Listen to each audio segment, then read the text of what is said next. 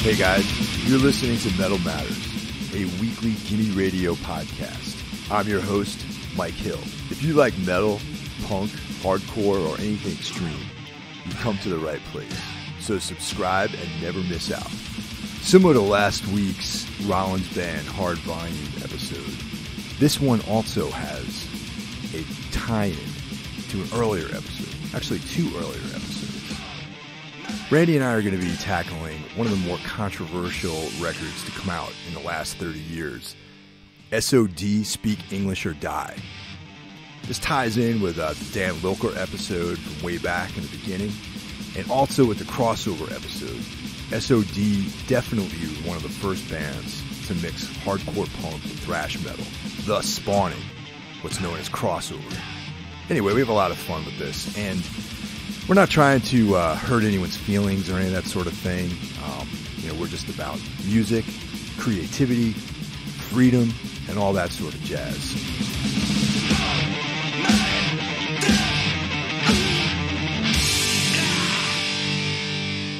Probably one of the most controversial records as time paints a picture of the band Stormtroopers of Death.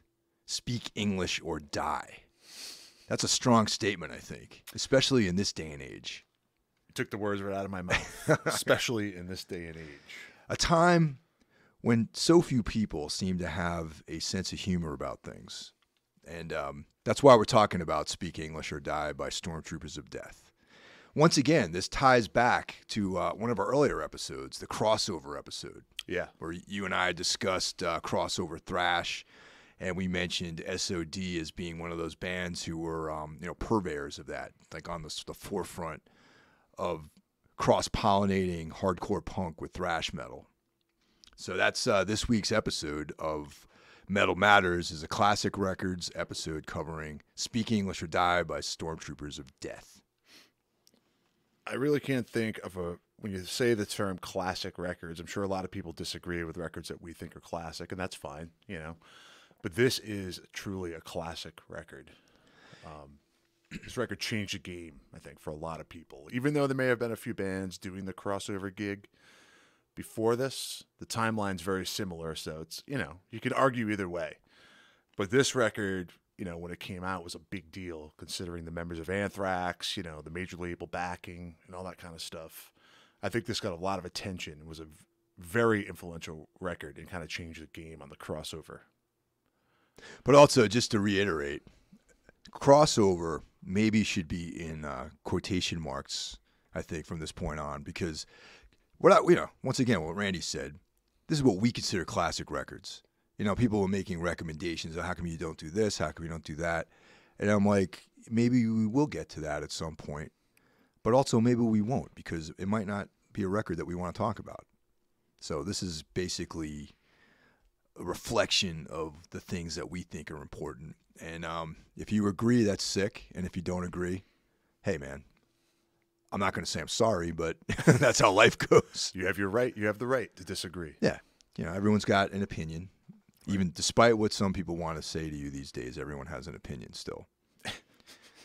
So some of the particulars about this record, it was the debut record of S.O.D, the debut full-length.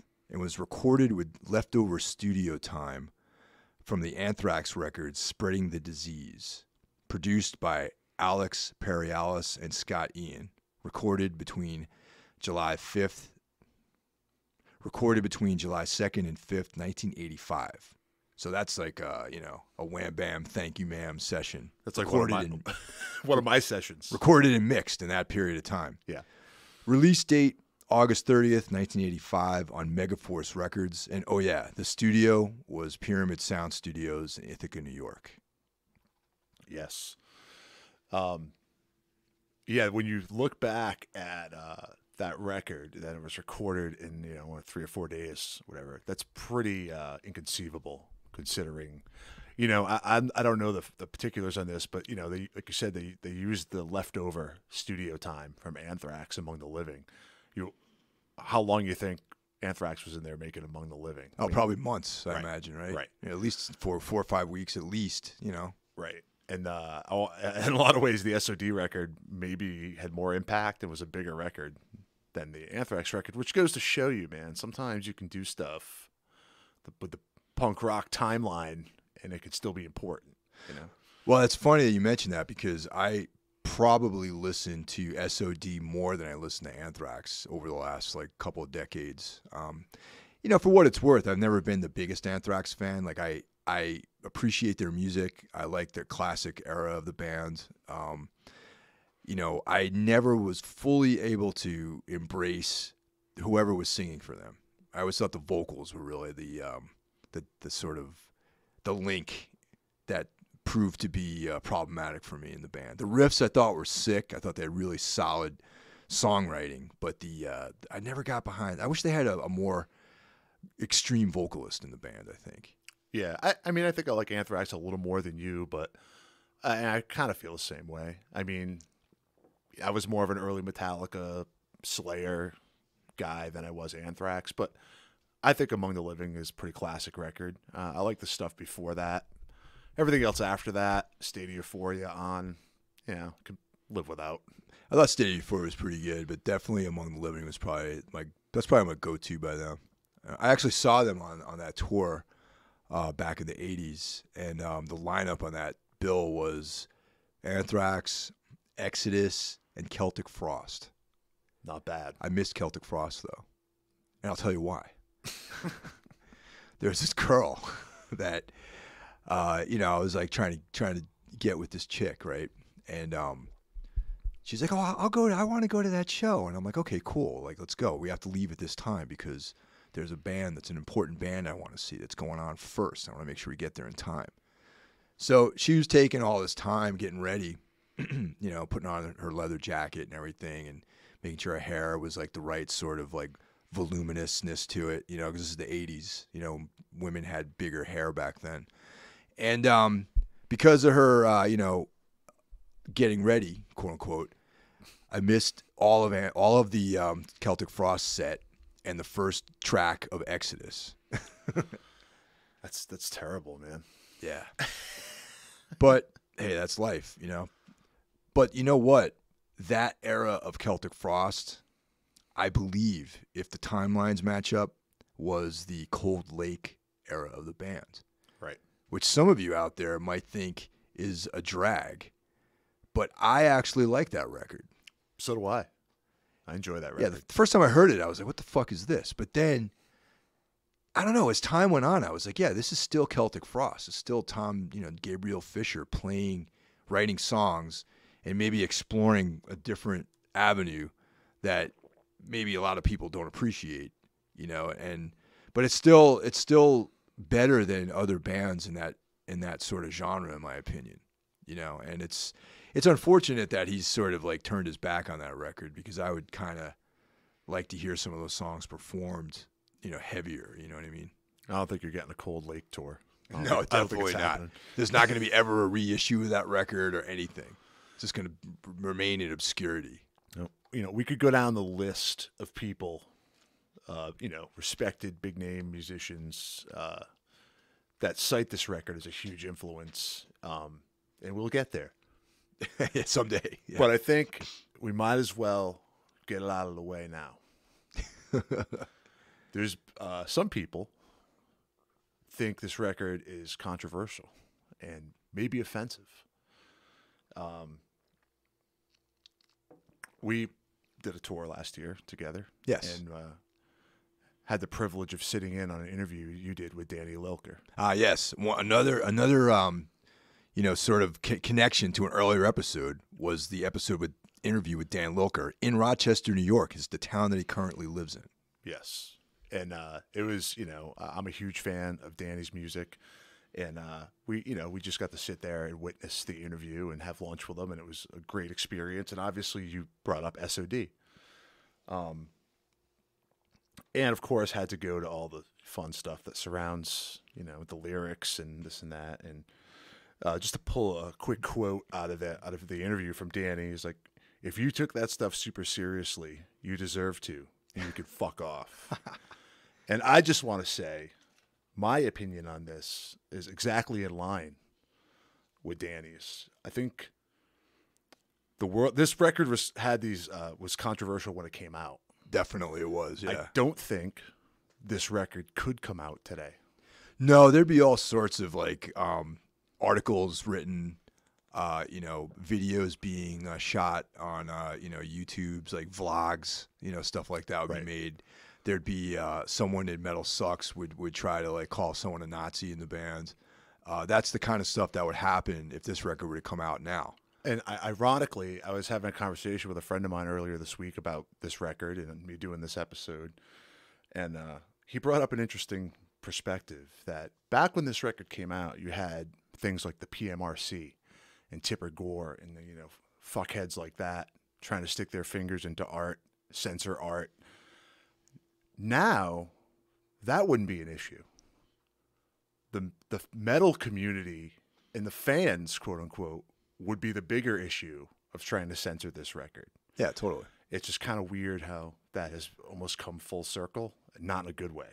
Well, I also liken that to that same period of time with like Howard Stern and people like him who fought so hard against censorship, and even going back further, artists like Lenny Bruce, whose life was completely ruined by legislation and offending people and censorship and vulgarity and all this obscenity stuff. And now that all that stuff has gone away on the legal front, the fact that people are censoring, they're telling people they can't say certain things because they don't like it, is a complete slap in the face to all the suffering that these other people have done in the past. And I'm not saying that this is for everybody. I'm not saying that you should go out there and listen to Stormtroopers of Death and, it's a record that's not for everyone. Absolutely. But that record and things like that need to be part of our cultural fabric. You know what I mean? You can't have, because someone doesn't agree with it, you can't have someone selling opinion as truth because it's all subjective stuff, and in this day and age, comedians, musicians and artists are being shut down by like people who want to sell opinion as truth. And I think that's another reason why I think you and I selected this record to talk about, because it is a very important part of the culture, and understanding that sometimes humor is applied and it's off-color humor. Absolutely. It's not for everyone. And if it's not for you, your freedom is to not listen to it, is to not take this media in.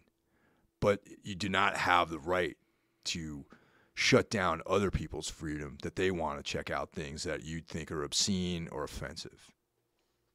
Yeah, I couldn't have said that any better, man. I feel the same way. I feel everyone has the right to express themselves however they want to, and these guys have made this clear since 1985 that this is a joke. Okay. Yeah. To pull, I'm going to pull a few things from the interview that I already referenced with Danny. Billy Milano, the vocalist for S.O.D, he's kind of taken on in a lot of ways the Sergeant D character. Now, Sergeant D was a character that Scott Ian developed during the recording session for Spreading the Disease. Scott Ian, being a huge comic book guy, would draft up this character, Sergeant D, and he'd have these like slogans, speak English or die, I'm not racist, I hate everybody, stuff like that. Right. And I ironically enough, Billy Milano does seem like Sergeant D come to life. He was just the fucking perfect choice for someone to execute this material. What was the name of the band he was in before this? The Psychos. Psychos. But he was a bass player. Right. Okay. He didn't sing for the Psychos. They were like an old New York City hardcore punk band, whatever. A7, CB's era, early 80s. But he, I think, more than anybody else in the band, catches a lot of this heat. But what Danny shed some light on during that interview, and I guess in other interviews too, I just never realized it, that Danny and Scott Ian wrote all but 2 songs lyrically. They wrote all the offensive shit. As Danny said, me and Scott Ian wrote the most fucked up lyrics. Billy wrote Pi Alpha Nu, which is about a fraternity, and Milk, which is about not having any milk for your cereal after you're hungover in the morning. But he is, without a doubt, the guy who catches the heat. Oh, yeah. About being, a xenophobe, about being, racist, about being misogynistic. These guys have made this clear since day one. This is a joke. And I understand, like you said, this is not for everybody. Yeah. But I plead with people out there that they say they're champions of free speech. That means all speech. That's correct. Not just what you find offensive and don't find offensive. There's a lot of, I am not a racist. I don't believe you should be xenophobic or misogynistic. I don't believe in any of that. But I enjoy this record the same way I enjoy Andrew Dice Clay or Eddie Murphy or The Mentors. Oh, yeah. Or the Black Flag spin-off band, The Nig Heist. Right? That's right, yeah. That's with Mugger as the singer. Greg Ginn on guitar. Right. Yeah. These bands are all very offensive. Intentionally offensive. Over the top. Right. Trying, using irony as like a method of getting their point across. And I'm going to, one more time, I'm going to quote Danny from the interview, and then we can move on from that. He was referencing the band Mayhem, the Norwegian black metal band. When someone asked Attila, the singer, about, some of their stuff that's, left of center. And he said, the idea is to provoke. Yeah. And that's exactly it, man. Like, you got to have a sense of humor. If you don't like this record, don't listen to it. But to wave this flag that this record shouldn't exist, and I get it. I get it, and it's your right. But, I believe in free speech for everybody. You can take it or leave it. Well, especially in this day and age when there are real issues out there, you know what I mean? And in a lot of ways, this whole crackdown on music and, heavy metal musicians is almost like a distraction from the real shit that's going on in our country and in our lives. And, there actually are people out there that their rights are being taken away, and I'm talking about ICE, and real shit that's going on, not some dude making fun of, whatever, you know what I mean? It's like, and now we can talk about Stormtroopers of Death and Billy Milano and crew, Right. And I also want to bring up is that Danny and Scott Ian are both Jews who wrote these offensive lyrics. Right. And I said I wasn't going to quote Danny from the interview, but I will one more time because, whatever. He said 2 Jews and 2 Italians from New York made this record. So to put all these other misconceptions on it, that there's racism involved, and it's just kind of silly. If you can't figure out the joke, that's kind of on you. Yeah, I agree with that. So just real quick, since the personnel in the band, if anyone who doesn't know this by now, it's Scott Ian on guitar, Dan Lilker on bass, Billy Milano on vocals, and the incredible Charlie Benante on drums. One of my favorite thrash drummers. Even though Anthrax is not one of my favorite bands, I think his drumming has always been on point. Yeah, and there's also some talk that maybe the first blast beat was played by Charlie Benante on this record. See, the song Milk. There's a debate about that. Oh, no, I'm sorry about this. Actually, the first use of double kick was with Anvil, right? Shit, I don't know. Yeah, I think the first double kick in heavy metal was by Anvil on their stuff. But yeah, the first blast might have been by Charlie Benante. Yeah. These are debatable things. Yeah. These are the things people like to argue about. Maybe we'll do an episode on the first blast beat one day. When did Scum by Napalm Death come out? That's the first record I thought of. Yeah, that's the only thing that might be debatable. But that's so poorly executed that who knows if it gets credit for being the first blast. I think it was 87 that came out. Ah, okay. So that would be a few years after this. Right. Yeah, I agree, though. Charlie is a beast. Another thing about Charlie is the song United Forces. Charlie does the guitar solo on that song. Wow. And live, sometimes when they play that song live, they do a switcheroo. And Scott Ian would play the drums, and Charlie would play that song live on guitar. Huh. Interesting. Yeah. Very talented guy. Very. Yeah, it's I remember when I first got this record, I got it on cassette, and actually someone gave it to me. I'll tell you what happened here. It's like I was in high school, and this dude that I'm still friends with to this day, one of the few people that I'm friends with from that era of my life, he gave me this cassette, and he was like, this is too fucked up for me. And it's like, I know you like fucked up shit, so it's like, you can have it if you want it, you know? And so I'm like, oh, thanks, man. The cover looked great. You know, it was like a skull with a combat helmet on, and looks like it's right up my alley. You know what I mean? I like skulls and war when I was a kid. So. What kid doesn't? Yeah. And the Jimi Hendrix, song, that's like the one that really grabbed me as being funny. You know, I'm like, oh yeah, it's just like, and I'm like a young kid. I'm like 16, I think, at the time, maybe. And I'm thinking to myself, I'm like, yeah, this is actually, the music's cool. It's like right in line with the things I was starting to get into, you know, and I was into Metallica and all that sort of, you know, and obviously I was into Anthrax, but at the time, I didn't know that any members of Anthrax were in the band. Right. It was just this cassette was given to me, Stormtroopers of Death, and I thought it was pretty awesome. These were back in the days when, you know, sometimes you didn't know who was in what band. You couldn't just go on Facebook and, you know, look up the band. Yeah, totally. Like, sometimes these things didn't come to you till later. But yeah, before I forget, too, we were talking about Charlie and what a talented guy he is. Now, Scott Ian is the guy who created, you know, the Sergeant D character and was making all these sketches in the studio where the idea of the band was born. But when it came time to make the record, to reference the artwork at the cover of the record, Charlie Benante did the artwork. Really? Yes. He drew Sergeant D on the cover. That's like Which makes me wonder why he didn't do more art after that, or has he? And I just don't know. Maybe he has. We should look into that. Yeah, that's like a pretty involved, like. Yeah. Can you imagine that? Like some guy's like, oh, I like to try that, and then he just right. does this incredible like artwork. No disrespect here to Pusshead, because he's one of my favorite artists of all time. Yeah. But when I was younger, I almost thought that maybe that was a Pusshead piece. It's Pusshead-esque for sure. Yeah. But for him to just pull that out and be like, yeah. Let me go get the record here. Hold on a second.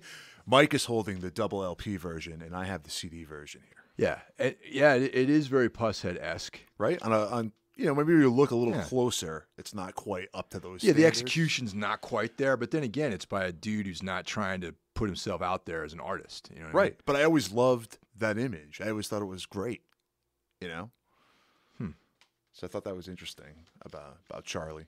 So this record has come out in many different formats. Yes. We're both holding the 2015 30th anniversary version of Speak English or Die. And the cool thing about this version, more so than the previous ones, is both the LP and the CD include what's called the Crab Society North demo. Yes.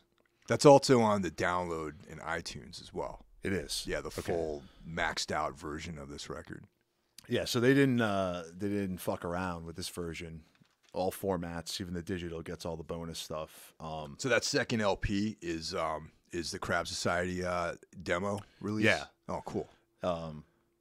Which was, according to what I've read, this history on this is a little spotty.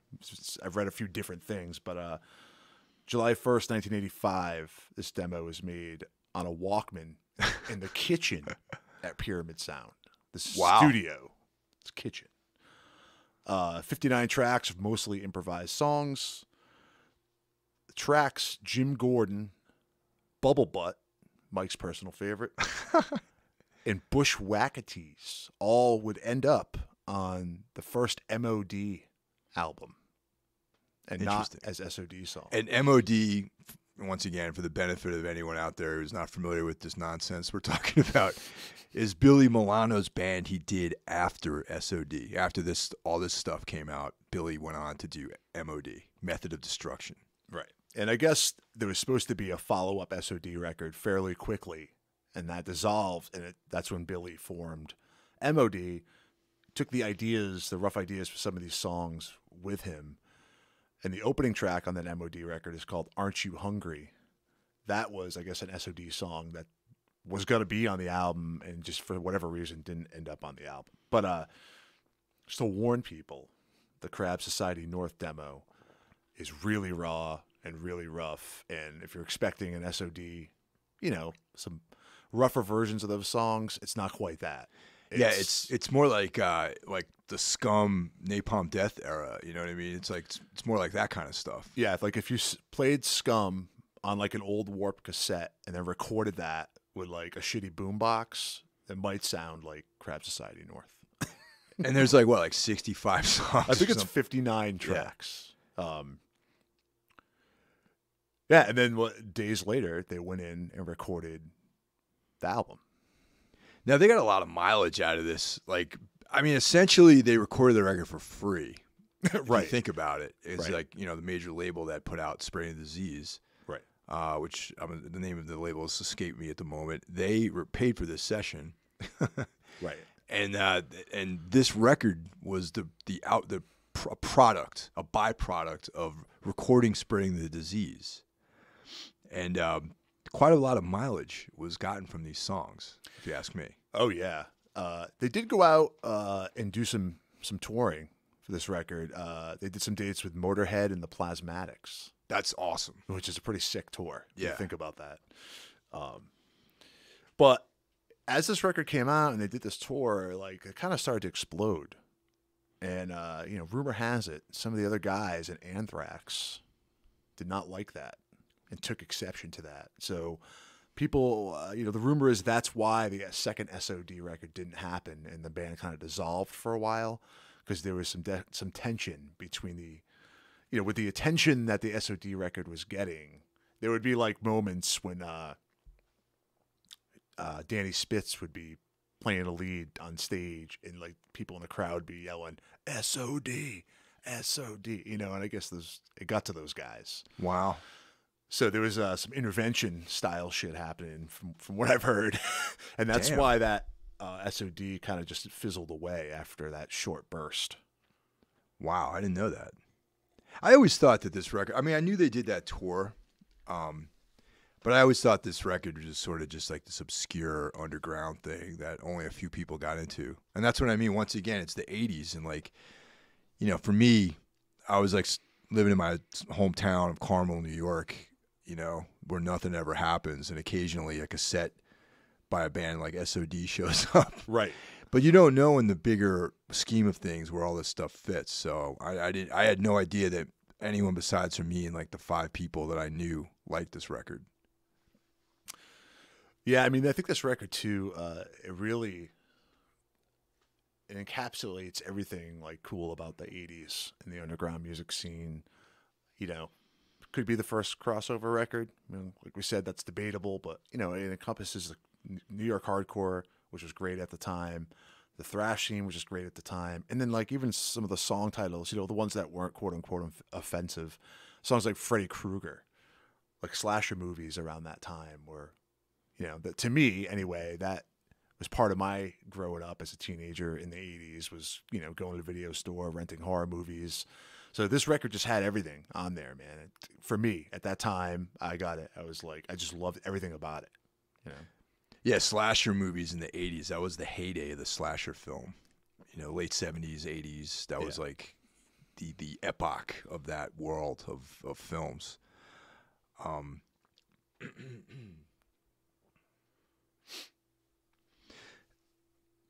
What I've read is that Scott Ian wanted to do a hardcore band, and this was the result. So in a way, it is like kind of like a natural crossover of a heavy metal guy like Scott Ian, right? Wanting to being like infatuated with New York hardcore and then making a record with hardcore in mind, yet having this incredibly metallic like vibe to it. So I'm gonna weigh in. I think on the actual crossover episode, I think I said something. I tried to like parlay the first Suicidal record as being like the first crossover record. You did. But I think I'm going to revise my statement and say that this S.O.D. record is probably the first crossover record. You made some good points about the Suicidal record for sure. I was never totally on board with that, but you did make a good argument. But I would have to say this one would be my choice too. And like the thing with Scott Ian wanting to do a hardcore band, like him and a couple of the other guys in Anthrax, Charlie, they would like go to CB's Yeah. I want to check out some of these hardcore matinees and stuff. But these guys had long hair. Yep. They're in metal bands. Yeah. This might be really hard for someone to grasp that's younger than us. Back in those days, the hardcore metal scene were two different things. And you could go to a hardcore show, you had long hair, you might get your ass kicked just because you had long hair. Yeah. But Billy That's what I Milano, well, that's what I heard too. I never seen it or took part in it, but it was a common thing, I guess, back then. But Billy Milano kind of was almost like those guys' escort at CB's. Billy Milano and Roger Murray would like make it okay. Like, hey, these guys are okay. So that's how they became kind of integrated into that scene, and that's how Billy ended up singing on this record. Yeah, New York hardcore in general always had that mid-period stuff had like a metallic vibe to it. Even the Chromags. Yeah. Not so much the first AF, but subsequent records. One Voice is like a straight up crossover record too. You know what I mean? You mean Cause? Well, that one, but the one after that one has actual like thrash riffs on it. Yes. Though. Yeah. Well, I think Matt Henderson plays guitar on that. And Crumbsuckers. Crumbsuckers, yeah. So there's always been like this uneasy marriage of heavy metal and punk in New York hardcore. Yeah, absolutely. It's funny to talk about it now because we've come such a long way. It's just like hardcore metal kind of goes hand in hand now. It's not really it is still separate, I guess, in some ways, but not really. Yeah. Not really. There's, Hatebreed tours with the Cro-Mags and whatever. All this stuff is just kind of crammed together, but things were so much different back then, so much separate. It's interesting to see where we are now compared to where we were when this record came out. Yeah. So anyone out there who's new to this show, definitely go back and listen to the Dan Lilker episode. Definitely. Because, Randy had some excerpts from that. But, yeah, he's a great dude, fascinating guy. He's a treasure in extreme music, really, if you think about it. He's been part of the formation of so many great bands. He's played in so many great bands. His involvement in the extreme music scene is like extensive, and he's someone that you should know about if you don't know who he is already. And that interview I did with him last year, or whatever, 2 years ago at this point, maybe. Or was it last year? It was last summer. Yeah, last summer. Yeah, it was like a year ago. Yeah. It was pretty awesome. My voice was a little shot because I blew it out the night before playing a gig. But he was great. And then, of course, there's the crossover episode that Randy and I did in one of the first 10 episodes of the show. And we talk about S.O.D. and a lot of these other bands we were talking about tonight. Like, I bring up my faulty argument about Suicidal's first record being... It's nice of you to admit you're wrong. Yeah, it's funny. I had some time to think about it. And I think, I always try to take another viewpoint than what's normally considered, and I think that in this time around, it kind of bit me in the ass a little bit because I think that if you walked up to me on the street and asked me to give you my opinion about the first Suicidal record, I would say, oh, clearly that's a hardcore punk record. And I'm going to go back and I'm going to say that, yeah, that's a hardcore punk record. One of the more extreme hardcore punk records, but definitely not a crossover record. What they did later, for sure, was crossover. I would say the second Suicidal record, Join the Army, which didn't come out too long after that. Yeah. That one's way more of a crossover record. A little bit of a personnel change, yes. Which I think brought that element to it. Rocky George. Yeah, Rocky right. George. So I mentioned earlier, too, the list goes on and on with people that cite this record as influential. Some of those people in the metal scene are, Dave Woody, yeah, Municipal Waste, Burned by the Sun. The list goes on and on. Dave's sick, amazing drummer. Ross Dolan from Immolation has a lot of nice things to say about this record. Alex Webster, Cannibal Corpse. Yeah, man. The list goes on and on. But outside of the metal, well, I guess Al Jorgensen from Ministry, I guess, could be considered part of the metal scene. I don't consider him to be a metal musician at all, really. All right. Some people do, but not me. You'll probably admit you're wrong down the road about this. No, because I'll bring up Every Day is Halloween when Al Jorgensen, before he had dreads, was singing in a fake English accent. And that's not to say that I don't enjoy Ministry, because I do. So I read an interview with him, and he said, this album inspired him to add the thrash metal style riffs into the band's songs starting in 1989. With The Mind Is a Terrible Thing to Taste. Great record. Yeah. And then a story from Scott Ian says he ran into Eddie Vedder. Oh, God. You ever hear of him? Yeah. He plays in some band, Stone Temple Pilots, I think. Said he ran into him at a party. I'm not sure when this was, but he said, Scott Ian said he cornered him for like 25 minutes, telling him how important that record was to him and how it affected his life. Really? Eddie Vedder said that? Yeah, and like Eddie Vedder seems like a guy, obviously I don't know Eddie Vedder, he seems like a guy who takes himself way too seriously. So for him to say that about a record with a lot of controversy, it just makes me think like how important this record is. Or Eddie Vedder's just completely full of shit, which is also a possibility. The thing I don't like about Eddie, I'm not a Pearl Jam fan. I never have been. And, I don't like his voice at all. I bet he's a really cool guy. Like, he seems to be, interested in interesting things or whatever. He has, like, cool things to say occasionally. But, I mean, I saw that documentary. What's it called? 21, I think? Yeah, 20. 20 or whatever it's called. Pretty cool. Like, it was good as a documentary, but I don't have any emotional ties to the band. And the one thing I find really annoying about Eddie Vedder is when he sings over guitar solos. I never noticed that. Yeah, there's like a guy, one of the guitarists will be taking a solo, and he's like got a croon in the background. There's like some vocal thing going on over a guitar solo. Is he like mimicking the guitar solo? No, but he's just doing his thing. I don't know. It's just like, I wouldn't say I'm a fan of Pearl Jam. I like some of their earlier material. I don't really ever go back to it. I don't keep up with what they do. But he always kind of just fucking annoys me. Yeah. For multiple reasons, he annoys me. One of the only bands I think it's cool to have a guitar solo and vocals at the same time as Integrity, really. That's like the only time there's a guitar solo all the time. Yeah.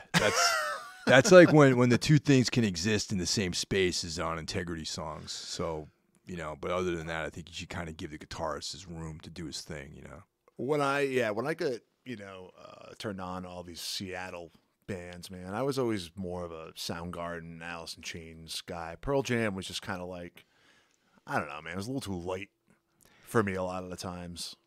Yeah, I mean, especially, I learned about all this stuff like in retrospect, obviously, but understanding that Mother Love Bone was actually supposed to be the band. Right. You know what I mean? And I could have got behind that because I enjoy Mother Love Bone. I liked him quite a bit. And, Andy Wood, I think, was a great singer, a very totally creative guy who brought in, if he had lived, can you imagine like how awesome that scene would have been? Because he was such a unique creative force. Right. He was into like Bowie, and he was pulling like T-Rex into this whole mix. It wasn't just like a bunch of dudes in flannel shirts. You know what I mean? Right. And Soundgarden, I was listening to Soundgarden on the way over here. It's they've always been my favorite band from that whole scene. Them and Skinyard, who we talked about. Yeah. They never achieved the popularity. Oh yeah, but yeah, great bands. Me too. Though Soundgarden would be my, but we should probably stop talking about. Yeah, we're getting off the point here. Yeah, if Billy Milano hears that, like, was talking about Pearl Jam during this, he's not going to make him happy. He's going to be upset. Yeah. So yeah, we might fucking get run over by the hate tank. Yeah, but this is just a story I read about Eddie Vedder's love for Speak English or Die. I'd like to see Eddie get in front of a camera, tell people how much he loves Speak English or Die. Then maybe I'd have a little bit more respect for him. Yeah, maybe. MTV also utilized the track off that record, and for that was for all through the 80s, right? That was like the intro song. It's a Headbangers Ball, right? Yeah, the Headbangers Ball. It was. Yep. Yeah, absolutely. Yeah, I mean, so this record, man, it just reaches so many. Like you said earlier, there's a lot of miles out of these songs, and there were after they stopped playing there, 85, they reunited in 87. They did the Live at Budokan, which was funny because it was recorded in New York. Yeah. I think it was a spin off the Cheap Trick Live at Budokan album. Right. You know, they would always find new ways to shove it up people's ass, you know, which I just think is genius, you know. And some of the other, like, you just go back to the lyrics real quick. I mean, at the time, there was a magazine called Maximum Rock and Roll. Oh, yeah. Based in the West Bay, San Francisco area. And, you know, they're known for being very uptight, very PC.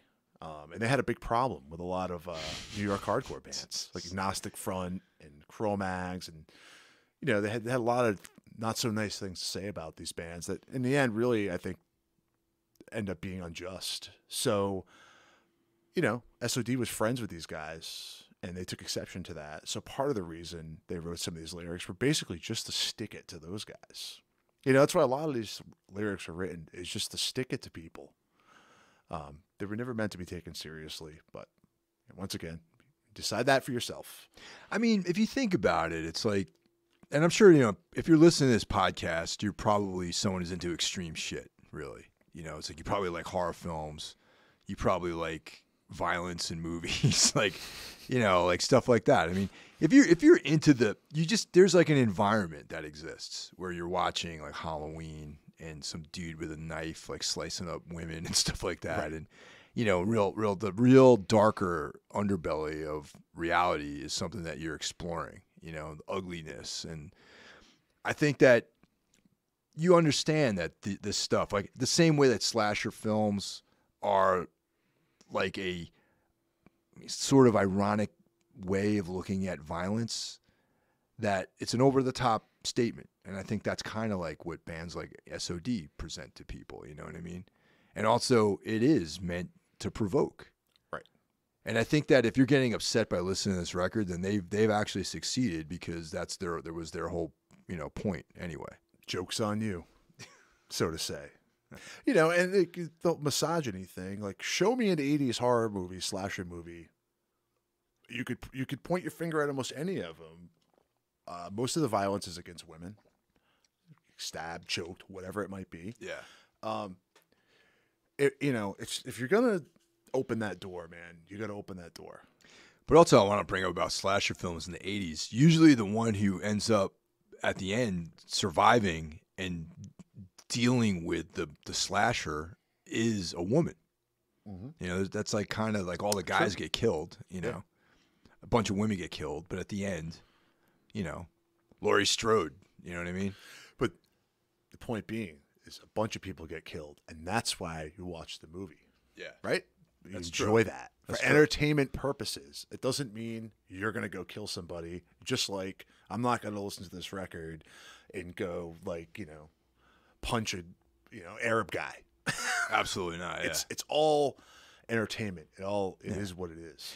You know, if we can get like you know, sort of philosophical for a minute, you know, the fact that we live in a society where everything is done for us, and it's been like that for over 100 years, really, where we get up in the morning, we go to some job, you know, we don't have to hunt, we don't have to run away from predators, we don't have like a tribe coming into our hunting ground that we have to face. You know, we can meet women, you know, some of us can, you know, and we don't have to like carry them off from like a neighboring tribe or something like that. You know what I mean? But our brains haven't really changed that much, and our physiology hasn't changed at all.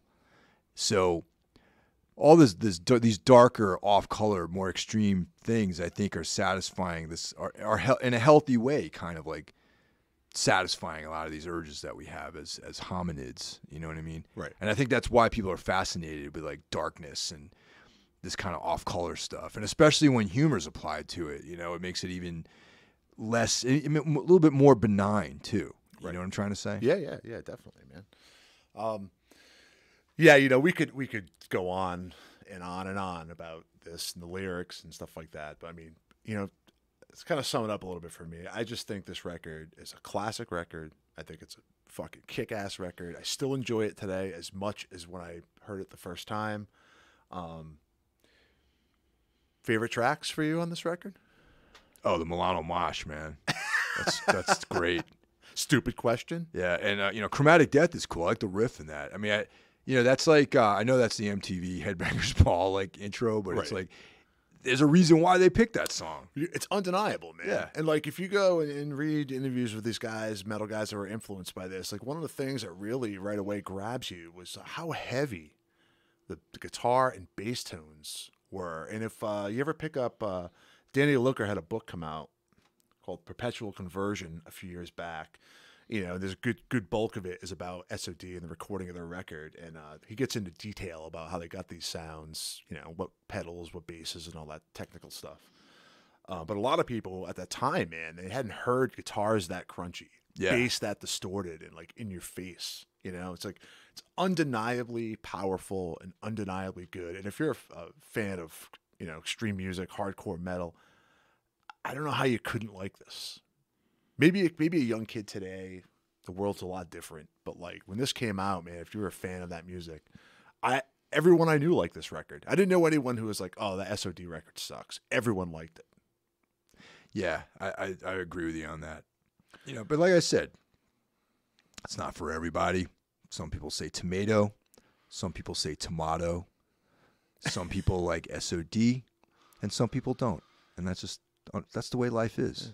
Yeah, I got to say, in some ways, this record, like, it kind of defines the type of person that I want to be friends with, man. Like, I don't really want to, I'm interested in all kinds of people and what they have to say and don't say, but I don't really want to spend time and have a conversation with someone who doesn't appreciate this record for what it is and can't see the humor in it. I really don't. Like, everything's too fucking serious. Type of person I want to hang out with, if we can have a discussion like me and you are having and appreciate this record for what it is. It's a quote a friend of mine, Lousy Phil, a critic of our show. He said something to me today. He said, "We need S.O.D now more than ever." I agree. And I think agree so. Too. Yeah. I think it was kind of summed up, a lot of what we've been talking about. So, yeah. So anyway, enjoy this record. If you haven't heard it already, please check it out. But also understand that it's done in a humorous manner. It's lampooning some of the more extreme viewpoints that exist out there. So, and that's it, man. That's all I think we got to say about this one. Unless you got more to say. No, man. We'll just send this episode out to the douche crew. Long live the douche crew. That Danny Looker book looks awesome. I don't have a copy of that yet. Yeah, everyone who's a fan of anything Danny's ever done musically, get Danny's book. It is a great read. A lot of great pictures, flyers, a history of everything he's ever done. It's really great, man. Danny's a great guy, and you should support him. And also, if you guys are interested in Danny Looker and Crossover, you should check out the 2 episodes where we talk to Danny and we talk about Crossover. And we touch on a lot of these things.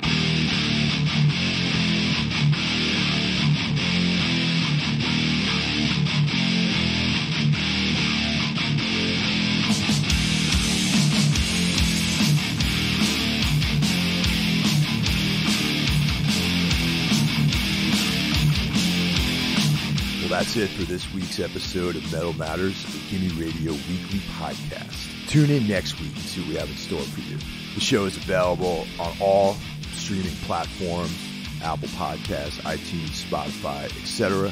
Also, be sure to check out Gimme Radio, streaming on the web, iOS, or Android, for one of the best metal communities, exclusive merch, interviews with artists, and so much more. I'll catch you guys next week. Take care.